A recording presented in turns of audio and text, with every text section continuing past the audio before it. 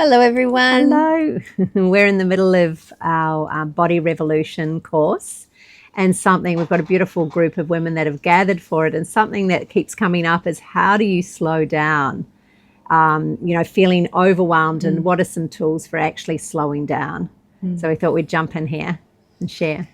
And so we just wanted to touch at the beginning that our feminine forms, they're actually built to live in a rhythmic, intuitive and flowing kind of state of being, and that we actually live in a patriarchal culture that is moving so quickly and it's so achievement focused, and we've learned as women to override our natural pace, the pace that our bodies were built to be at, and therefore we kind of feel often that something's wrong with us because we can't keep up with the pace of this masculine energy that's really focused and linear and it takes us out of our body. When we're living at that pace, we come out of our body, we feel disconnected, the overwhelm comes in, then it all just feeds on itself, creating more overwhelm because we're not feeling connected in. And more coping mechanisms to control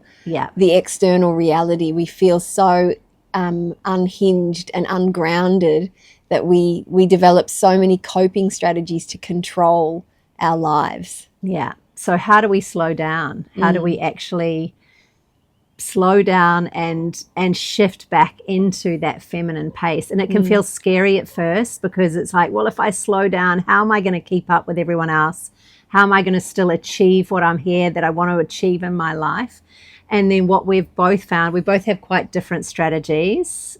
Bridget looks very calm from the outside and it's all sort of happening underneath. I'm very chaos, like it looks pretty chaotic on the outside, and it is very chaotic. But I still look, I guess, from the outside like I'm achieving a lot. And what we've both found, well, I speak for myself, is that I have over the last 2 or 3 years really slowed myself down, found my natural rhythm again.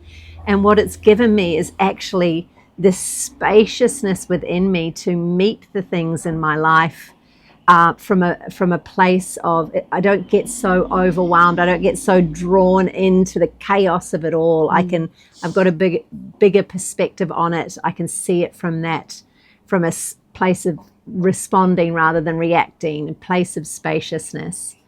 So that's what's happened for me in my life. I think we've both been talking about how we found that when you slow down, you actually get more time. And you hear people say that, slow down to get more time. Yeah. But what does that actually mean?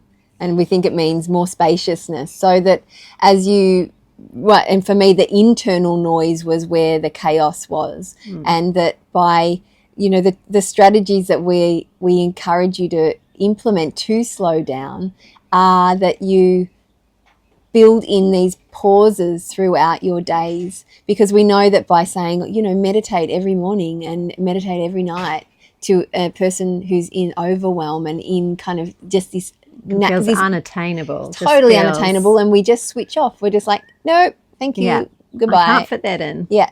And so what we're suggesting is that you start very small, that you build in these beautiful mindful pauses, and that can mean that just in your everyday life, even when you're with your children, if you're at work, wherever you are, at the supermarket, that you just have these moments of awareness of your surroundings, and you